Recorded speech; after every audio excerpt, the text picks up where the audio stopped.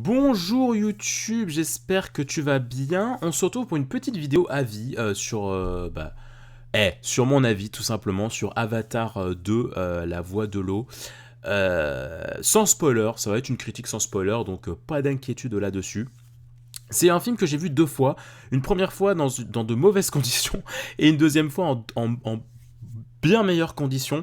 La première fois j'étais vraiment mal placé et c'était en 2D.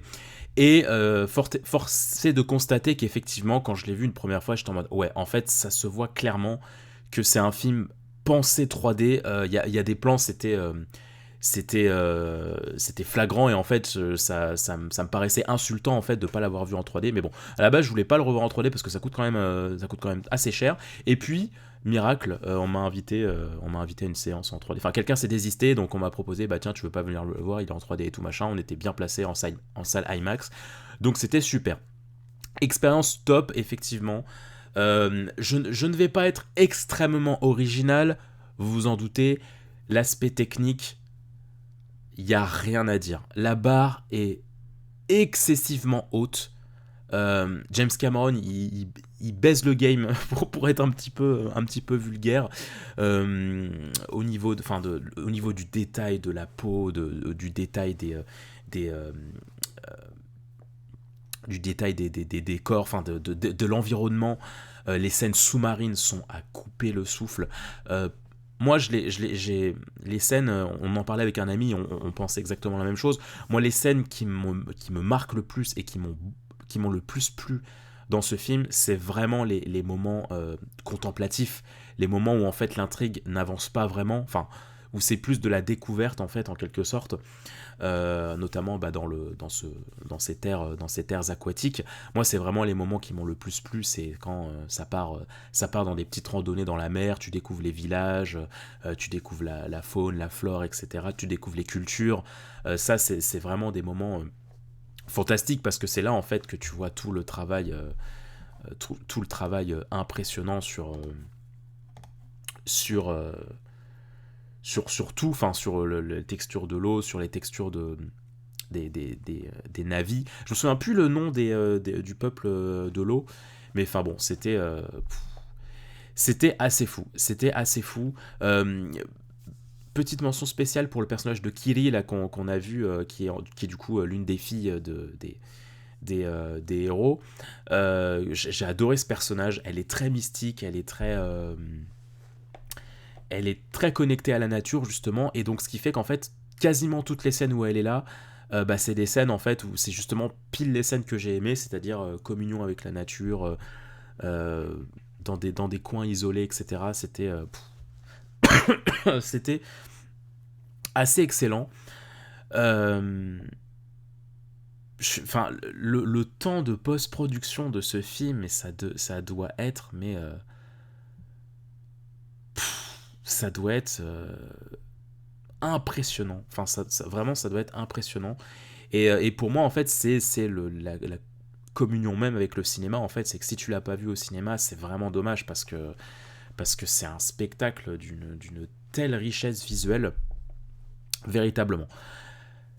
Là où j'ai plus de réserves, c'est effectivement sur l'histoire et ses personnages, où clairement tu sens qu'en fait il y a un cocktail de on veut s'adresser à un extrême large public et tout en défendant une cause écologique, euh, tout en faisant en sorte de ne surtout pas perdre le public. C'est-à-dire qu'il y a vraiment ce côté, on va aller au plus simple possible, mais dans tout en fait, dans tout. Dans le déroulement des intrigues, dans le développement des personnages, quel personnage revient, quel personnage va avoir un rôle et tout machin. Tous les, comment dire, les plot twists, si je puis dire, tu t'y attends. Il y a pas de surprise en fait. Il y a aucune surprise dans le scénario. Tout ce qui peut arriver de dramatique, de pas dramatique, etc. Tu le vois venir à des kilomètres. C'est pas un film du tout qui va te surprendre. Ce que j'ai trouvé un petit peu dommage. Attends, je vais mettre un autre petit trailer quand même. Le premier trailer, il était où? Attends, je vais mettre la petite. Ouais, je crois que c'était celui-là. Euh, Ouais, voilà. Au niveau tu vois, Lui, c'est le méchant, il est méchant. Lui, c'est le gentil, il est gentil. Et ça, c'est un truc du coup que j'ai trouvé un petit peu dommage, notamment pour le personnage de Jake. Et pareil pour l'antagoniste, je vais pas trop dire qui c'est et tout parce que c'est une vidéo sans spoiler donc on découvre par soi-même. Mais c'est vrai que j'ai trouvé ça un peu dommage parce que j'ai trouvé que c'était des personnages pas du tout nuancés. Jake qui est quand même d'une certaine façon qui est le héros. Alors ça se discute, il est le héros avec d'autres personnages, mais ça reste le père de famille, ça reste lui qui prend les grosses décisions, ça reste voilà un pilier du truc.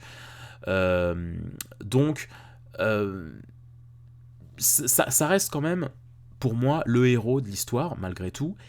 Et en fait pour moi il est pas du tout nuancé. C'est vraiment le père qui est extrêmement strict avec ses parents, avec ses enfants, pardon, et qui en fait va sans arrêt engueuler ses enfants dès qu'ils font une connerie. Et en fait, il est omnubilé, il est obsédé par protéger, je dois protéger ma famille. Ce qui en soi n'est pas un tort, hein, c'est pas un mal. Hein, c'est très intéressant de voir jusqu'où il va en fait pour vouloir protéger sa famille. C'est son objectif numéro 1, 2, 3, 4. Il pense vraiment qu'à ça, protéger sa famille, mettre sa famille en sécurité. Mais en fait, le truc, c'est que des fois, ça en devient limite parodique en fait. C'est-à-dire que des fois, il est tellement obsédé par ça que ça lui fait prendre des décisions mais complètement stupide. C'est-à-dire que en fait, alors bon, c'est pas vraiment un spoil, c'est pas vraiment un spoil, mais en quelque sorte, euh, s'il se rend lui et sa famille dans une zone aquatique, c'est justement parce qu'il fuit la forêt pour protéger le peuple de la forêt. En mode, en fait, il est recherché par l'antagoniste, et donc il se dit, bon, si je m'en vais de la forêt sera safe, etc. Mais sauf que, bah oui, mais frérot, en fait, si tu vas dans un autre village, bah tu mets l'autre village aussi en danger. Donc, il y a des trucs, t'es là en mode, enfin ouais, mais ça se voit à des kilomètres que ta décision, elle est pas forcément la bonne. Et puis en fait, ce que je trouve dommage, c'est que il faut vraiment attendre la toute fin du film pour que Jake, il ait un semblant de développement. Et moi, c'est ça que j'ai pas forcément kiffé. Pareil pour le méchant, en fait. C'est faut vraiment attendre les dernières minutes du film, le dernier quart du film. Non, même pas le dernier quart, le dernier. Ouais, les 15 dernières minutes du film pour que Jake, il ait un réel développement et qu'il sorte de sa répétition de père strict, etc., etc. Ce que j'ai trouvé assez dommage. Euh, j'ai trouvé aussi le scénario personnellement assez similaire au premier. J'ai trouvé ça dommage. En tout cas, dans l'idée, pour moi, c'est un peu la même chose. Tu sais, c'est un peu Pokémon version vert, version bleu, tu vois. Genre, en soi, oui, tu vas avoir des variables, etc. Mais j'ai trouvé personnellement que le fond du truc, ça reste quand même la même chose. C'est-à-dire que littéralement, il y a un moment où... Alors, je dis peut-être une connerie parce que le 1, ça fait très longtemps que je ne l'ai pas vu, mais il me semble que les envahisseurs dans le 1, à un moment, ils s'en prennent à un arbre sacré qu'il faut surtout pas toucher et ça développe ça développe enfin ça entraîne en quelque sorte le climax et certains drames. Là il se passe la même chose. Il y a un moment donné en fait il y a enfin tu vois la communion nature et puis le peuple de l'eau. Et en fait, il y a concrètement un moment donné où les envahisseurs vont s'en prendre à quelque chose dont ils ne font surtout pas s'en prendre. Et c'est là que ça va tout déclencher, etc. Donc c'est vrai que ça j'ai trouvé ça assez dommage. Et en fait, bah, ironiquement, ça me donne encore plus envie de voir le troisième parce que je me dis, le troisième il sort dans pas trop longtemps. Là, je peux comprendre qu'avec le 2, il y a ce côté, c'est le retour, ça fait longtemps, donc on veut un petit peu redonner aux gens, remontrer aux gens ce qui fait l'essence d'Avatar. Donc oui, le scénario est un peu similaire et tout. Mais je me dis que comme le 3 il sort dans 2 ans, je crois, je me dis que potentiellement le 3, c'est là où peut-être que le scénario va commencer à véritablement s'ouvrir. On va peut-être véritablement voir d'autres formes de scénario. Et on va être sans doute plus centré sur la famille, sur les enfants de Jake. Je le vois comme ça. Il y a un truc sur lequel j'ai beaucoup de mal. Il y a des choses que j'arrive à pardonner au film, tu vois.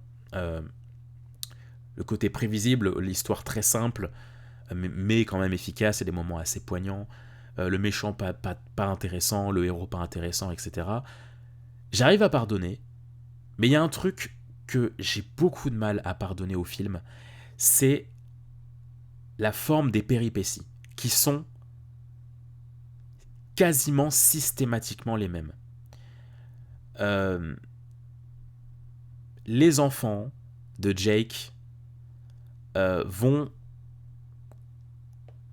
tout le long du film, et quand je dis tout le long du film, c'est vraiment tout le long du film, ils vont aller à des endroits, ils vont faire des trucs qu'ils sont pas supposés faire, et du coup, bah, ce qui devait arriver arriva, ça va provoquer quelque chose de pas bien, enfin ça va attirer des ennemis, ça va attirer des dangers, etc. Du coup, ils vont appeler leurs parents à l'aide, du coup les parents vont les sauver, et hop, il y a un moment où enfin, le papa va engueuler la famille en mode mais vous deviez pas faire ça, vous deviez pas aller là et tout machin. Que ça soit ça une fois, deux fois dans le film, dans un même film. Pourquoi pas. Là, c'est plus que quatre fois. Et ça en est même triste parce que ça en est triste à tel point que même le film s'en moque des fois. C'est-à-dire il y a un moment dans le film où je crois que c'est la plus petite, elle dit oh non, on est encore capturé. Enfin, tu sais, elle rigole elle-même de la situation, tu vois. Et t'es là en mode, bah ouais, ouais c'est répétitif quand même un petit peu là, votre procédé narratif. Hein. Et en fait, c'est ça vraiment beaucoup de fois dans le film. Et ça, c'est clairement un truc qui me dérange. La première fois, déjà, ça m'avait dérangé. Et la deuxième fois, comme je connaissais déjà le film, j'ai voulu me analyser un peu plus le déroulement des choses, etc. Et j'étais en mode. Enfin, là, j'ai vraiment littéralement compté le nombre de fois que ça se produisait. Et j'étais en mode. Ah ouais, ouais quand même. Hein. Ça se voit quand même hein, que ça se voit que le scénario il est pas hyper élevé à ce niveau-là quoi.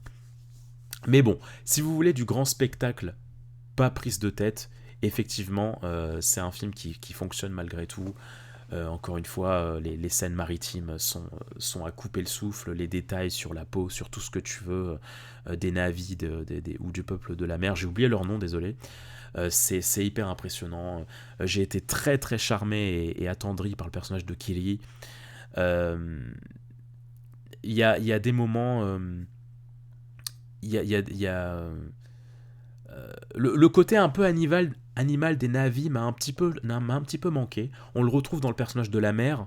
Mais c'est vrai que ça m'a un petit peu manqué le côté très animal, etc. Parce que là, du coup, en fait, enfin, les enfants sont des métis.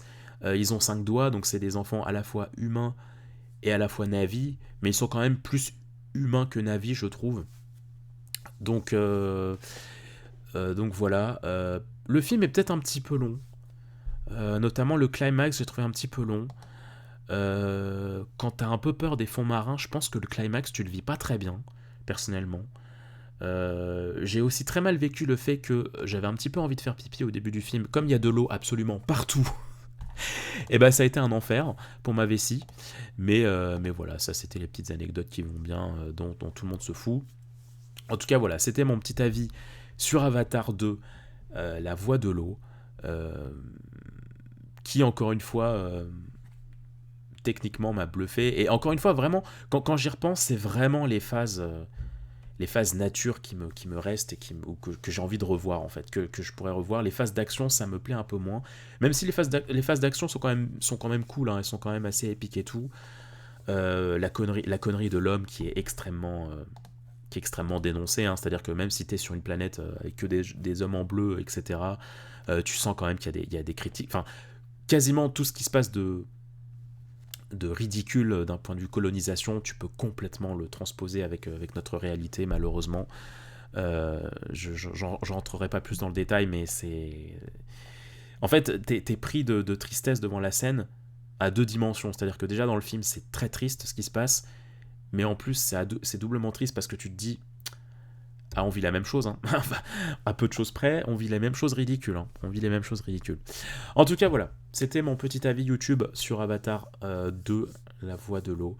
Petit avis. La bande-son, j'ai pas parlé de la bande-son, mais elle est excellente aussi. Elle était assez excellente. J'ai vraiment hâte du 3 pour voir dans quelle direction veut aller James Cameron. Et puis voilà quoi, des gros bisous YouTube. À tout bien pour d'autres critiques, d'autres petits avis, d'autres anecdotes et d'autres streams gaming. Allez, des bisous YouTube. Ciao.